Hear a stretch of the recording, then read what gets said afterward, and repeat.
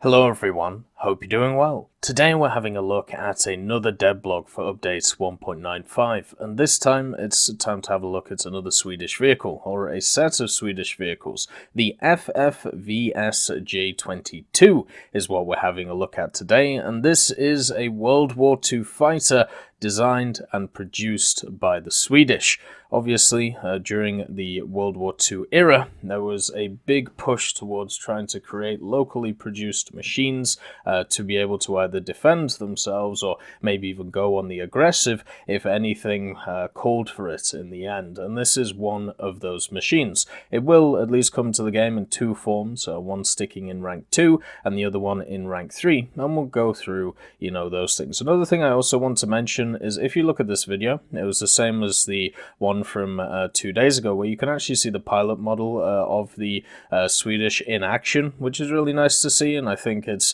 nice that they're adding these more into the cubes as they're going along. So the general history of this machine is at the start of World War II, the Swedish government decided that they needed a new fighter aircraft from foreign manufacturers to bolster the strength of its air force. So therefore, they had a look at different countries and decided that America was the one that they wanted to work with. They had a chat with two manufacturers, Seversky and Vulti, and the problem with this, though, is, as we know, the arms embargo that the US government enforced on its own companies to basically stop exports because of the war and the aggression that was going on in Europe and also other parts of the world. They decided that the deliveries would not be completed. So therefore, they decided that they needed to create a homegrown fighter style. So in the end, the decision was made to develop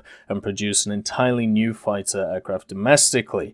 The largest aircraft manufacturer at the time, though, Saab, was already overloaded with projects, some of which we've talked about in the past when it comes to either videos looking at the Swedish aviation stuff or other devblogs. And the Swedish government therefore decided to just create a new company and also a factory to be able to complete and develop and produce this vehicle, the new fighter. And this company was called the FFVS. Now, this name is insane. It's one I'm going to get completely wrong, but I'm going to give it a go because I think it's kind of entertaining.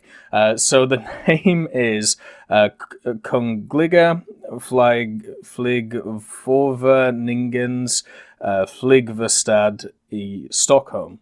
So there you go, FFVS as it's known. The development time took around about 2 years, and the first prototype of what would eventually become what we see in game, the J22 fighter, took to the skies for its maiden flight in 1942 in September. There were a few problems with this aircraft, but production of the aircraft commenced in 1942 and the first units began to be put into service in October of 1943. So basically a 3-year period from start of the project to final into service, which is a decent chunk of time, but if you look at other projects, pretty efficient.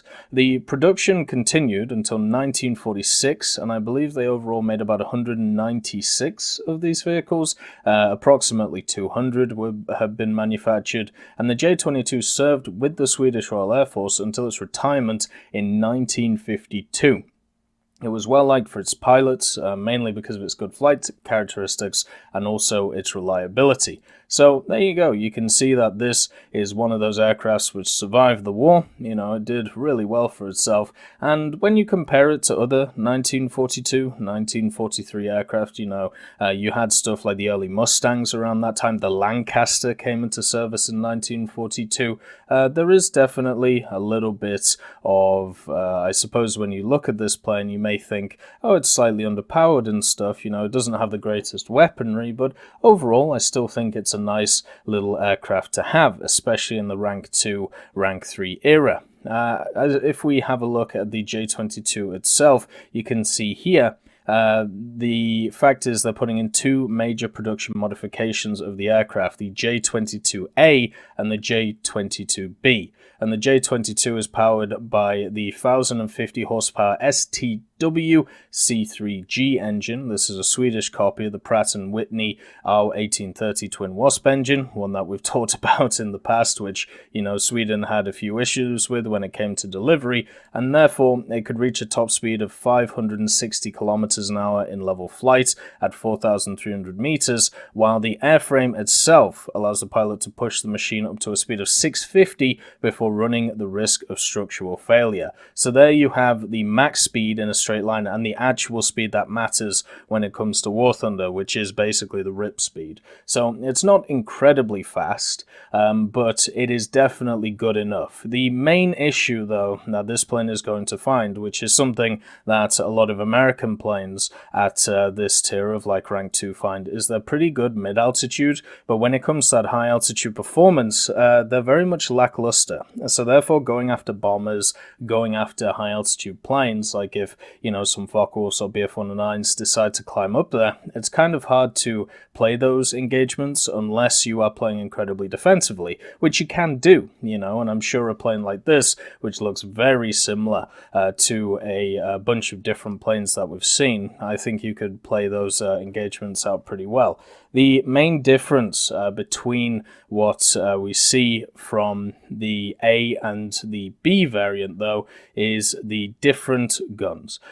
So you can see here the J22A, when it comes to the armament, it is fitted with a pair of high and a pair of rifle caliber machine guns. The first production model of the J22 is definitely more lightly armed with some of the other machine guns found at its rank. On the other hand, being armed with the machine guns does mean that the pilot will have plenty of ammunition at its disposal. So what you'll find with these machines, the B has none of the rifle caliber machine guns and just does the heavy machine guns. So if we have a look at these pictures, this is the A. The A has two 8mm machine guns, which have access to 500 rounds each, and then it has two 13.2mm machine guns, which have access to 250 rounds each. So therefore, it gets 1,000 rounds of 8mm and 500 of 13.2.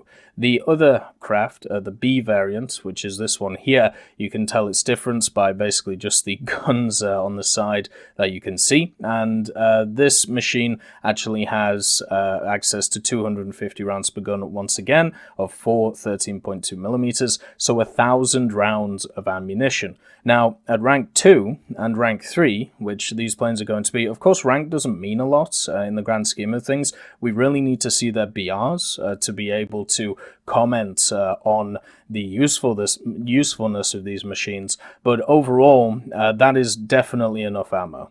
We've already seen the general penetration and performance of the 8mm if you've used the J8 in the game, and I think overall they're pretty good. You know, they have good enough penetration, they have good enough firepower, but when it comes to those higher tiers, you may run into a situation that you do with stuff like the French aircraft, like the D520, where once you run out of the 20 on that, instead what you have is just a bunch of 7.5s, and it can feel incredibly depressing just firing shot after shot after shot into enemies and not really doing a lot. But at least, you know, with the higher one, with the 4 13.2s, there are plenty of aircraft in the game which definitely do enough damage when it comes to those guns. For me, it's definitely going to be a fun aircraft, because if it has similar flight characteristics to a lot of the planes around the tier, to me this kind of looks like an elongated Hellcat or something, an elongated Wildcat, very similar to a Hellcat. Tazzy actually described it as if a Focke-Wulf and a Hellcat had a baby, or a Focke-Wulf or a Wildcat had a baby, and I definitely see that. You know, you see the different parts of the general design fact in these things. So for me, when it comes to this aircraft, I am hopefully going to do pretty well in it if it has that general playstyle. One of the things that we haven't really seen too much of in the Swedish Tree yet is what we would see as air superiority fighters. We've seen machines which kind of do a little bit here and a little bit there. Then you have stuff like the Pierre-Mirski, which does, the air superiority thing okay. But when we look at other trees like France really struggles on the air superiority side. It really struggles in that rank 2 or 3 era, and I'm really hoping that Sweden doesn't have the same problem, because if that's the case, then you're just going to get murdered over and over and over again by very, very good vehicles. And for me, when I look at this vehicle, I definitely see that it's not going to be the fastest, but it will be maneuverable, and the defensive flying aspect of this plane will catch a lot of people off guard. Like it looks like one of those machines where you're not going to be able to overpower your opponents by being better than them in every way, but because you will be this jack of all trades, master of none, you will always have some form of advantage over the enemy. And for me, that is great. That is what you need in War Thunder to have a very good vehicle. So hopefully it does well. And at rank 2 and rank 3, we are into the World War II stuff. The only question is now, what does rank 4, 5, and 6 have in store? I hope you all have a wonderful day, and I'll see you next time.